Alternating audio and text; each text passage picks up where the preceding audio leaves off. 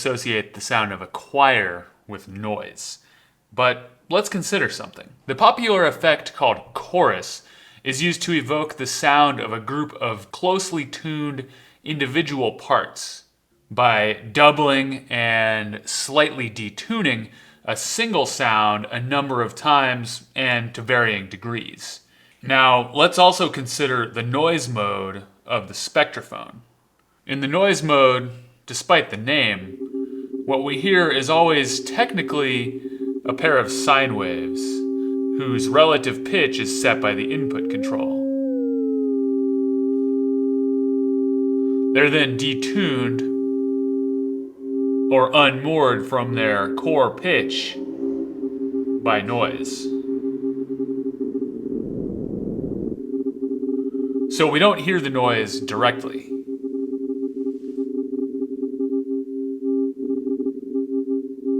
But if we turn it up only slightly, then we do get a sort of chorusing effect.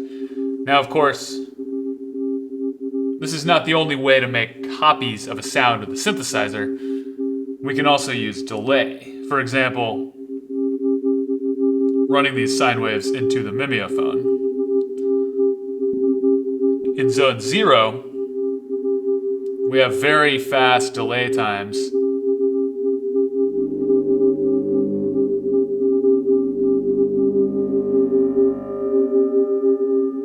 So the effect sounds less like echoes and more like out-of-phase doubles.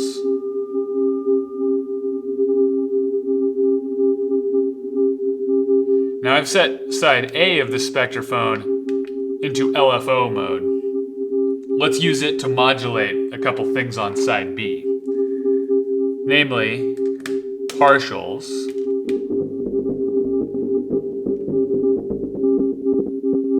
controlling the amount of this noise modulation, and slide, which low-pass filters the modulating noise. I've also molded this A odd output to slide so that I can use it somewhere else too. Now here's something to note.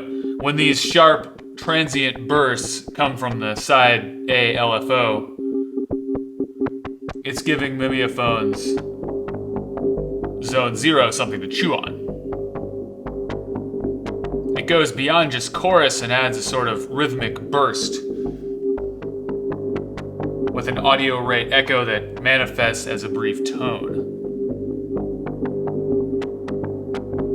This is the core idea behind Karpla's strong synthesis, one of the classic methods of physical modeling.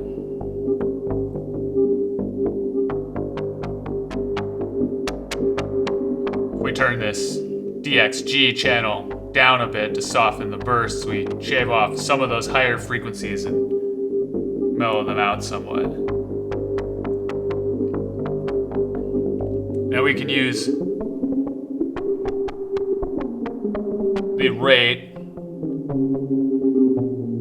or micro rate to set frequency of this tone.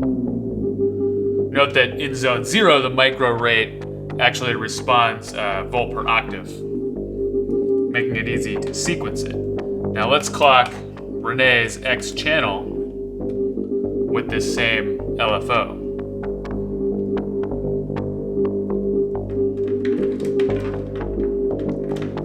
And we'll use it to sequence micro rate.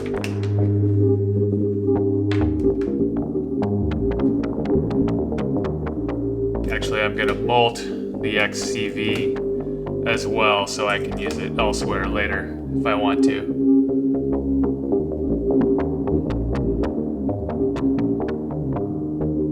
This quasi-repetitive sequence comes straight from the noise-modulated sine wave output of side A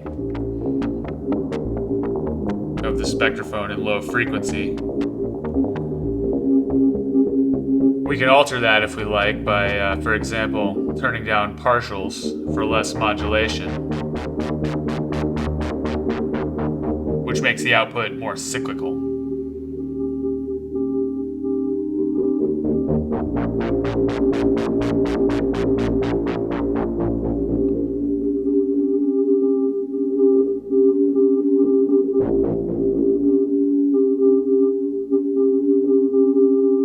could also create a slow upward and downward motion of our main voice by turning up the B FM index a bit.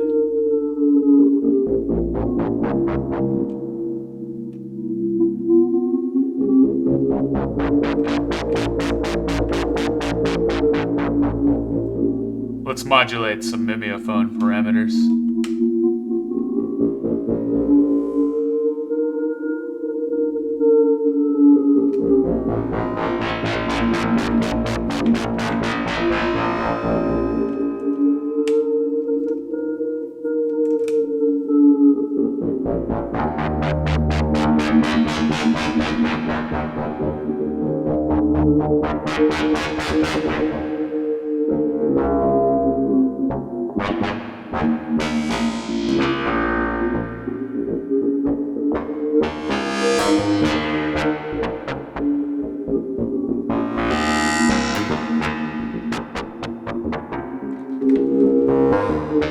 Let's go ahead and add a second reinforcing voice. I'm gonna send the vari-timbre outputs of the XPO to the second channel of DXG. We'll strike this channel using the X gates output.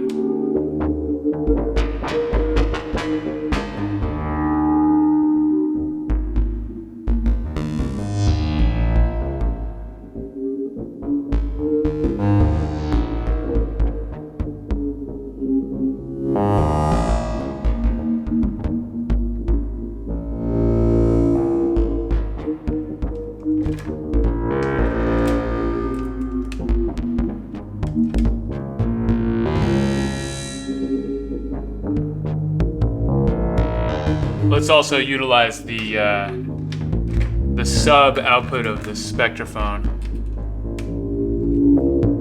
We'll low pass filter it and send it to the aux input on the DXG.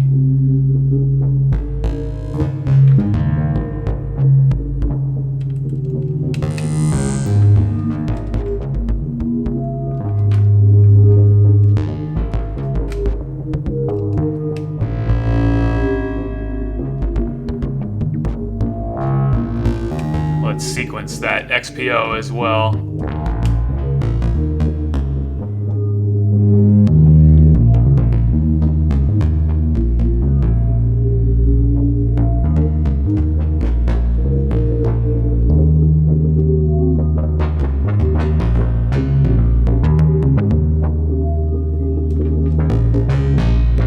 We could also sequence the original voice using the Cartesian CV output.